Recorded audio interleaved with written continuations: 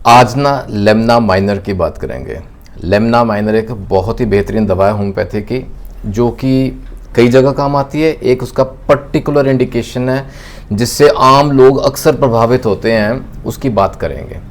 और Lemna minor मैं आपको बताऊं आज लेमना माइनर क्यों चूज़ की या कैसे चूज़ की। एक सज्जन आए थे, जैसे अक्सर इंटरनेट पे या वैसे देख के ना फ़ोन पे ये फ़ोटो लेके आए इस दवा की, एक पिक्चर लेके आए, बोले ये दवा चाहिए, नाक की दिक्कत है, नाक बंद रहता है तो ये दवा चाहिए।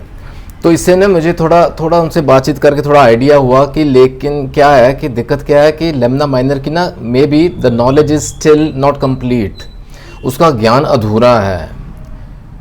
फिर लोग कहते हैं कि होम्योपैथी काम नहीं करती, ऐसा नहीं है। ऐसा करते तो मुझे दुख होता है। तो पूरी नॉलेज के लिए, पूरी अवेयरनेस के लिए ये वीडियो ना पूरा देखिएगा, क्योंकि मैं बताऊं आपको लेमना माइनर इस तरह की दवा है। आपने अक्सर देखा होगा जो एलर्जीज की वजह से परेशान है, नेजल एलर्जीज की बात कर रहे हैं, नाक को लेकर दिक्कत है, नाक ब्लॉक्ड रहता है, सांस लेना बिल्कुल दुश्वार हो जाता है, जैसे पॉसिबल ही नहीं हो पा रहा, मुंह से सांस लेते हैं, जैसे सोते समय वो ड्रॉप्स यूज़ करते हैं, नेजल ड्रॉप्स, कई बार तो स्टेरॉइड्स होते हैं उन ड्रॉप्स में, उसके बिना आराम ही नहीं आती। ऐसी आदत पड़ गई है, लत पड़ गई है, उसके बिना सांस आना ही नहीं है।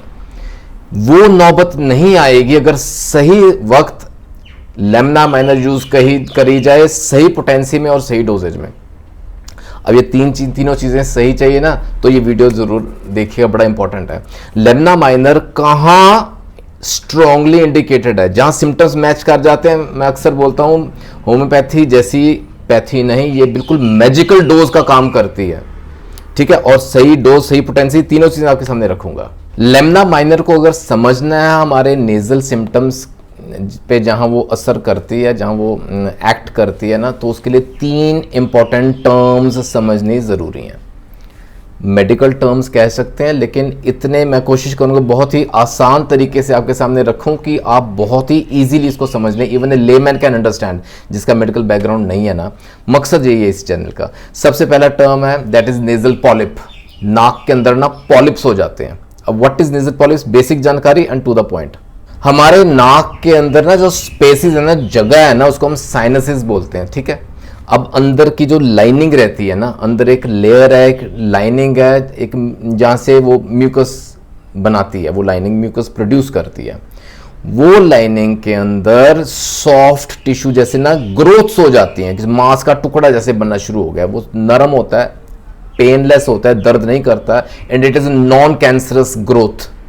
कैंसर नहीं है वो, इट इज बिनाइन ग्रोथ, लेकिन अक्सर हो जाता है, अक्सर हो जाता है। इसको बोलते हैं पॉलिप, नेजल पॉलिप, क्योंकि नाक के अंदर हो रहा है। क्यों होगा? Because of certain allergies. कई बंदों को बहुत ज़्यादा एलर्जी रहती है, छींकें आती रहती हैं, नज़ला आता रहता है, किसी ना किसी वजह से, एलर्जी की वजह से ये दिक्कतें रहती हैं। बिकॉज ऑफ इन्फेक्शंस, लगातार बार बार इन्फेक्शंस होती रहती हैं, अपर रेस्पिरेटरी ट्रैक्ट इन्वॉल्व रहता है, या इन्फ्लेमेशन हो गई है, इसी लेयर की इन्फ्लेमेशन हो गई है, वो म्यूकस बहुत ज़्यादा बना रही है, वो वहाँ पॉलिप्स बनने शुरू हो गए हैं। या एजमा, दमे के पेशेंट्स, वो ज़्यादा थोड़ी देर more prone to this kind of conditions, तो ऐसे केसेस में नेजल पॉलिप्स होने के चांस हो जाते हैं। सिम्टम्स क्या रहते हैं? सबसे पहले तो क्योंकि नेजल पॉलिप है, आउट ग्रोथ है ना, ग्रोथ हो गई अंदर टिश्यू की, तो वो सांस लेने की जो जगह है ना वो कम हो जाएगी, so breathing will be difficult, nasal congestion हो जाएगा, स्टफी नोज हो जाएगा, ऑब्स्ट्रक्शन हो जाएगी, नोज ब्लॉक हो जाएगा, सांस लेना मुश्किल होएगा बंदे को। कई बार राइनोरिया के सिम्टम्स आते हैं। राइनोरिया माने रनी नोज, साथ में पानी जैसा भी बहता है, वाटरी डिस्चार्ज होगा, या थिक जैसे गाढ़ा सा पुरुलेंट सा डिस्चार्ज होगा।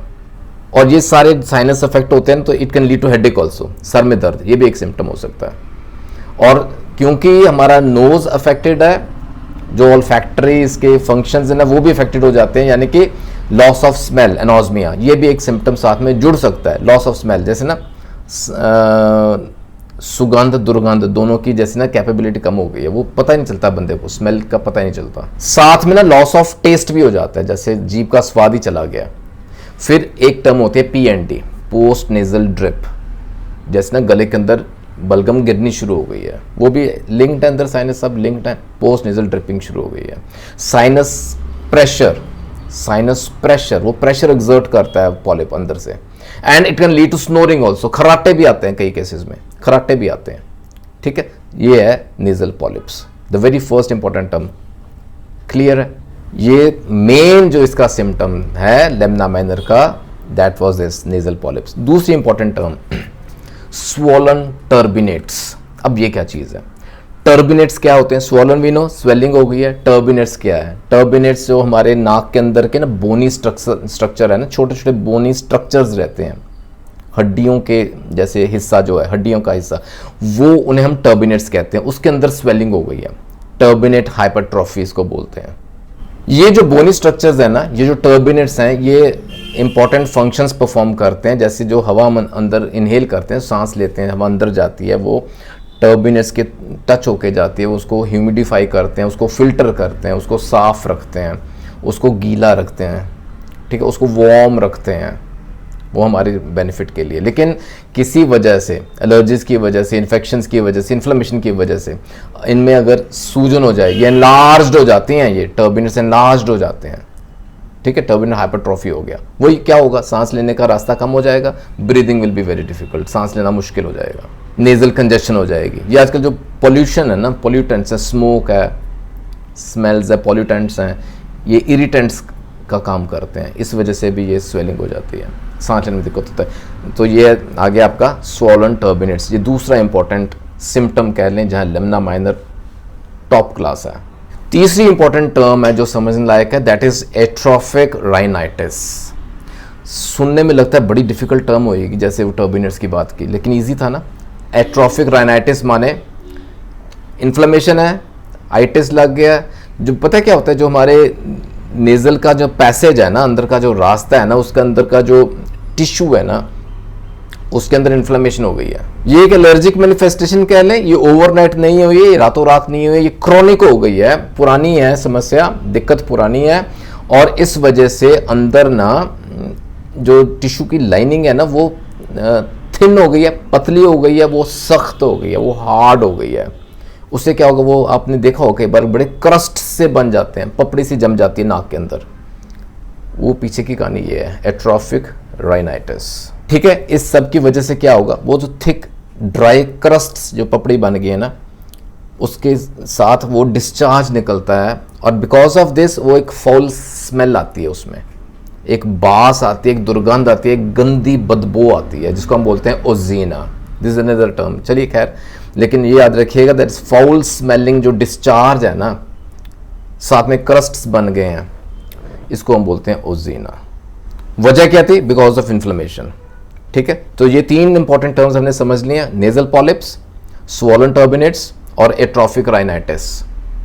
क्लियर है? ये तीनों बड़े इंपॉर्टेंट है, इजीली मैंने I put fourth, I hope you have understood this. तो इससे क्या होगा, लेमना माइनर समझ में आ जाएगी, दैट्स इट। अब ना थोड़ा और भीतर चलते हैं, थोड़ा अंदर चलते हैं, लेमना माइनर को और थोड़े नज़दीकी से समझते हैं। ये तीन चीज़ें इंपॉर्टेंट है। नेजल पॉलिप्स जो है ना, याद रखिए, जो बरसात के मौसम में और बिगड़ जाते हैं, देखिए, वर्स ड्यूरिंग रेन्स, ये वो सूजन और हो जाएगी, वो पॉलिप्स का साइज जैसे बढ़ जाता है और दिक्कतें बढ़ती हैं, सांस लेना और मुश्किल हो जाएगा। कई बार ऐसे देखा गया है, पॉलिप्स जिनको होते हैं ना, बरसात के मौसम में, वेट एंड डैम्प जब वेदर रहता है ना, उन दिनों में ये और एग्रवेशन हो जाती है सिम्टम्स की। लेमना माइनर से ठीक होगा। नॉस्ट्रिल्स जो प्लग्ड है, स्टफी नोज है, बिल्कुल ब्लॉक हो गया, ऑब्स्ट्रक्शन हो गया, बिकॉज इडमेटस कंडीशन इनसाइड, अंदर स्वेलिंग है, सूजन है अंदर, उस वजह से ये सिम्टम आते हैं। और मैंने बोला नॉस्ट्रिल्स प्लग्ड हैं, जैसे प्लग डाल लग जाता है ना, ब्लॉक हो जाता है, वो जगह रास्ता बंद हो जाती है। क्यों? Because of turbinate hypertrophy.